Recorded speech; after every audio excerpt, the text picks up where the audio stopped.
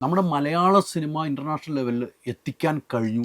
ഒരു ബാക്ക്ഗ്രൗണ്ട് സ്കോറും കൂടെ കൂടിയപ്പോൾ അത് എത്രമാത്രം വലിപ്പം ഉണ്ടായെന്ന് ദൈവം തോന്നുന്നുണ്ട് ഇപ്പോൾ.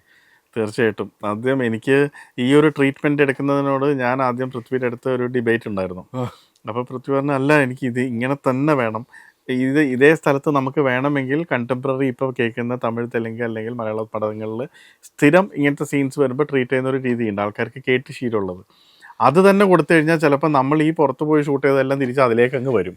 അപ്പം നമ്മൾ പുറത്ത് പോയി ഷൂട്ട് ചെയ്ത ഓരോ ഏരിയാസ്, ഇപ്പം എന്താ പറയുക, US ആണെങ്കിൽ അല്ലെങ്കിൽ ഇറാഖ് ആണെങ്കിൽ അങ്ങനത്തെ സ്ഥലങ്ങളൊക്കെ കാണിക്കുമ്പം ആ സ്ഥലത്തിൻ്റെ ബാക്ക്ഗ്രൗണ്ട് ഒരു ഹോളിവുഡ് പടത്തിൽ എന്താണ് നമ്മൾ കേൾക്കുന്നത് അതുപോലെ തന്നെ നമുക്കിതിൽ ചെയ്യണം, എന്നാലേ ഞാൻ ഷൂട്ട് ചെയ്തതിനെ ജസ്റ്റിഫൈ ചെയ്യാൻ പറ്റും.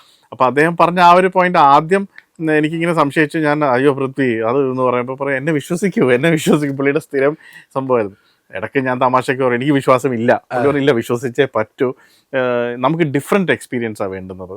അതായത് സേഫ് അല്ല ഇത്. ഒരു പക്ഷേ ചിലപ്പം ഇത് കണ്ട് ശീലമില്ലാത്ത ആൾക്കാർ മറ്റേത് പ്രതീക്ഷിക്കുക, എന്തൊരു സംഭവം ഡിഫറെൻ്റ് ആയിട്ട് ചെയ്യുമ്പം ആദ്യം നമുക്കത് ആക്സെപ്റ്റ് ചെയ്യാനുള്ളൊരു ബുദ്ധിമുട്ടുണ്ടാകും. അത് നിങ്ങൾ എനിക്ക് വിട്ടുതരും. ഇത് ആൾക്കാർ കുറച്ച് കണ്ടു കഴിഞ്ഞ് പിന്നെ അവർക്ക് ആ മൊത്തം വാച്ചിങ് എക്സ്പീരിയൻസ് മനസ്സിലാവുമ്പം അവർ ഞാൻ പറഞ്ഞത് എന്താണെന്ന് ദീപകന് അപ്പം മനസ്സിലാവുമെന്ന് പറഞ്ഞു. ഞാൻ പറഞ്ഞു ശരി. പിന്നെ ഞാൻ ഇടയ്ക്ക് പൃഥ്വി അറിയാതെ കുറച്ചിട്ട് കൊടുക്കും ഇപ്പോഴത്തെ കണ്ടംപററി ട്രീറ്റ്മെൻറ്റ്, അതായത് ബേസിക്കലി EDM സ്റ്റൈൽ സംഭവങ്ങളൊക്കെ. അപ്പോൾ പുള്ളി പറയും എനിക്ക് ആ പീസ് മൊത്തം ഇഷ്ടപ്പെട്ടു, അതിൻ്റെ ഇടയിൽ കുറച്ച് ഡ്രം ബീറ്റ്സ് ഒക്കെ കയറിയില്ലേ, അത് മാത്രം ഒന്ന് മാറ്റി തന്നേക്ക്. ഞാൻ പറഞ്ഞു പിടിച്ച്, ഞാൻ പറഞ്ഞത് പിടിച്ചു അല്ലേ, പറഞ്ഞാൽ പിടിച്ചു ദീപക്, അത് വേണ്ട, അത് വേറെ ഒന്നും കൊണ്ടല്ല, അത് പഞ്ചുണ്ട് പക്ഷേ അത് യൂഷ്വൽ ആവുന്നു. നമുക്ക് ഇതേ പഞ്ച് കൊണ്ടുവരുന്ന ഹോളിവുഡ് സ്റ്റൈൽ എപ്പിക് മനുഷ്യന്മാർ വായിക്കുന്ന സംഭവം, ഇലക്ട്രോണിക് അല്ലാത്ത, അതിന് നമുക്ക് ഈ പടത്തിന് അതിന് സ്കോപ്പ് ഉണ്ടല്ലോ. സ്കോപ്പ് ഉള്ള സ്ഥിതിക്ക് അത്രയും ആന്നി ചേട്ടൻ നമ്മുടെ കൂടെ നിൽക്കുന്നുണ്ട്, എന്ത് വേണമെങ്കിലും ഫോറിന് റെക്കോർഡ് ചെയ്തു എന്ന് പറയുന്നുണ്ട്. അങ്ങനെയൊക്കെ ആയ സ്ഥിതിക്ക് നമുക്ക് ആ ട്രീറ്റ്മെൻറ്റ് തന്നെ പിടിക്കാമെന്ന് പറഞ്ഞു. പിന്നെ ഞാൻ നോക്കുമ്പോൾ നമുക്ക് എപ്പോഴും കിട്ടുന്ന ടൈപ്പ് ഒരു പ്രോജക്റ്റ് അല്ല ഇത്. അതിൻ്റെ മേക്കേഴ്സ് തന്നെ ഇത്രയും പാഷനേറ്റ് ആയിട്ട് അവർക്ക് അത് തന്നെ വേണമെന്ന് പറയുമ്പം എന്നെ സംബന്ധിച്ച് ആസ് എ ക്രിയേറ്റീവ് പേഴ്സൺ പുതിയ പുതിയ ഡിറക്ഷൻസ് അല്ലേ ഞാൻ എടുക്കുന്നത്. അപ്പം ഞാനും ഓക്കെ, ആദ്യം ഹെസിറ്റേറ്റ് ചെയ്ത് പിന്നെ ഞാനത് എൻജോയ് ചെയ്ത് തുടങ്ങി. ആദ്യമേ ഒന്ന് വലിയ പാടായിരുന്നു ഒന്ന് ഒപ്പിച്ച് അല്ല പോകാൻ പൃഥ്വിനെ. പക്ഷെ പൃഥ്വിയുടെ ഒരു ഗുണം എന്താ വെച്ചാൽ പുള്ളി മനസ്സിൽ ഒരു കാര്യം കണ്ടു കഴിഞ്ഞാൽ അത് ജസ്റ്റിഫൈ ചെയ്ത് എന്താണെന്ന് പുള്ളിക്ക് പറഞ്ഞു തരാൻ പറ്റും.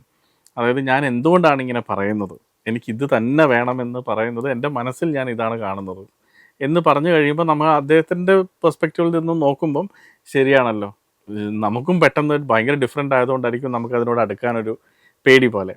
പക്ഷെ ആ ഡിഫറൻസ് ക്ലിക്കായി കഴിഞ്ഞാൽ ആ ഡിഫറൻസ് ആണ് ആ പടത്തിനെ ഡിഫറെൻ്റ് ആക്കുന്നത്. 100% അതെ. അല്ല അതുപോലെ തന്നെ നമ്മളിപ്പോൾ ഈ പറഞ്ഞ പോലെ മറ്റു രാജ്യങ്ങൾ കാണുക ഇൻ്റർനാഷണൽ ലെവലിലേക്ക് അത് മാറി ആ ട്രാക്ക് അങ്ങനെ വന്നാലേ ഉള്ളൂ. പൃഥ്വി പറഞ്ഞതിൽ ഞാൻ യോജിക്കും. പക്ഷെ എൻ്റെ മനസ്സിൽ ദീപകേട്ടൻ പറഞ്ഞതാണ്, ഞാൻ ചിലപ്പോൾ അത് ഉൾക്കൊള്ളാൻ പറ്റാതെ വരും ആദ്യം കേട്ട്, പക്ഷെ കണ്ടു വരുമ്പോൾ ഞാൻ ഉൾക്കൊണ്ടു. ആദ്യം കേട്ട് അത് എങ്ങനെ നമുക്ക് നമ്മുടെ ഇത് വേണ്ട അങ്ങനെ ചിന്തിക്കും.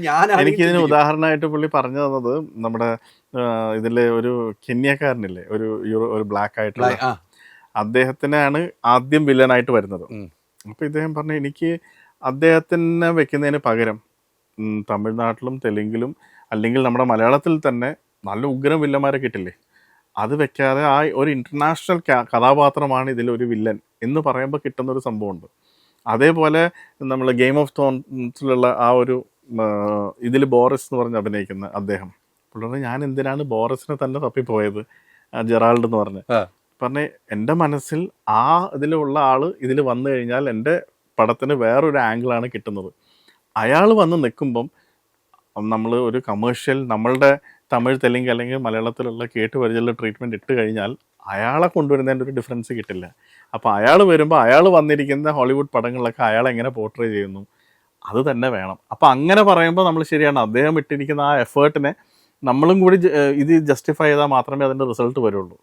അങ്ങനെ വെച്ച് കണ്ടു നോക്കിയിട്ട് പടം തിയേറ്ററിൽ കണ്ടപ്പം പൃഥ്വി പറഞ്ഞത് ഞാൻ തിരിച്ചറിഞ്ഞു. അൾട്രാ മോഡേൺ കിച്ചൺ ഡിവൈസസ്, ഒരു കിച്ചണിൽ വേണ്ട എല്ലാ ലേറ്റസ്റ്റ് ബ്രാൻഡുകളും ഇവിടെയുണ്ട്. ലോകോത്തര ബ്രാൻഡുകൾ, ഒറിജിനൽ പ്രോഡക്ട്സ്, വൈഡ് റേഞ്ച്.